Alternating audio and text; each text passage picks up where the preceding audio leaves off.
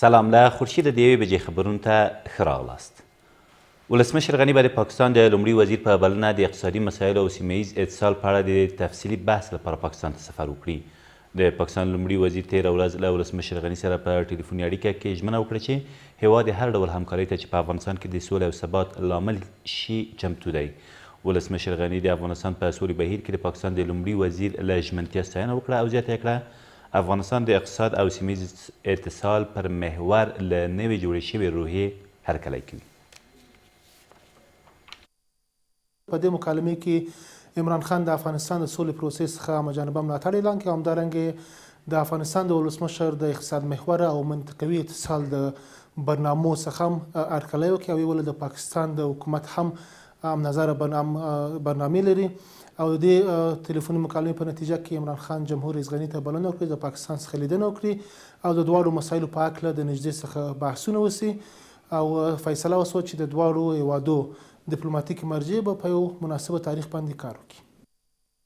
چین د سولې مشورتي لویې جرګې د بریالي ترسره کېدو هرکلی وکړ. د چین د کانګرس مرستیال او د سره صلیب مشر تېره ورځ له ولسمشر غني سره په کتنه کې زیاته کړه چې هیواد یې د افغانانو په مشرۍ او مالکیت د سولې له بهیره ملاتړ کوي. د ولسمشرۍ ماڼۍ د خبرپاڼې له مخې په دې کتنه کې دواړو لورو همداراز د چین د سره صلیب او د افغانستان د سرې میاشتې ترمنځ د زړه سوري ناروغو ماشومانو د درملنې په برخه کې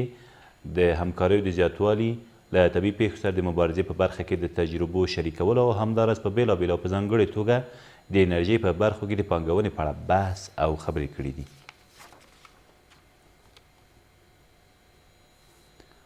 ولسمشر غني وایي د کابل د شاتوت بند د جوړولو چارې به ډېر ژر پیل او کابل سیند به تر راتلونکو 6 میاشتو پورې اساسي بدلون وکړي. ښاغلي غني تېر ماښام په سولې مشورتي لویه جرګه کې د کابل د خلکو له اساسو سره په کتنه کې زیاته کړه د کابل ښار پراختیایي پلان او طرحه په 6 ټوکو کې برابره شوې او د هغې له تطبیق وروسته به کابل بېلوری حرکت ونه کړي. د نوموړي په وینا په نږدې راتلونکي کې به 90% دولتي ادارې او تاسیسات دارالمان سیمې ته انتقال شي. د میدان وردګو د سید آباد ولسوالۍ په توپ دښته کې یو موټر بم کشف او له منځه وړل شو. د دغه ولایت د امنیتي مسؤلینو په وینا دغه موټر بم چې د طالبانو له لوري د ترهګریزو بریدونو لپاره جوړ شوی و تېره ورځ له منځه وړل شوی دی. د سرچینې په وینا د دغه موټر بم د شنډولو پر مهال د پولیسو او طالبانو ترمنځ نښته هم رامنځته شوې چې په پایله کې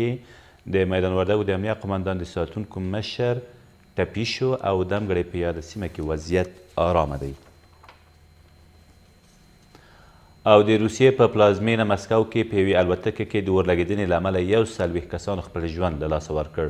دغه پیښه نن سهار په شرمتیو هوایي ډګر کې هغه مهال رامنځته شوه چې یا د الوتکې له 78 سورلۍ سره یو ځای الوتنه وکړه خو تر څو شیبې وروسته بیرته په داسې حال کې چې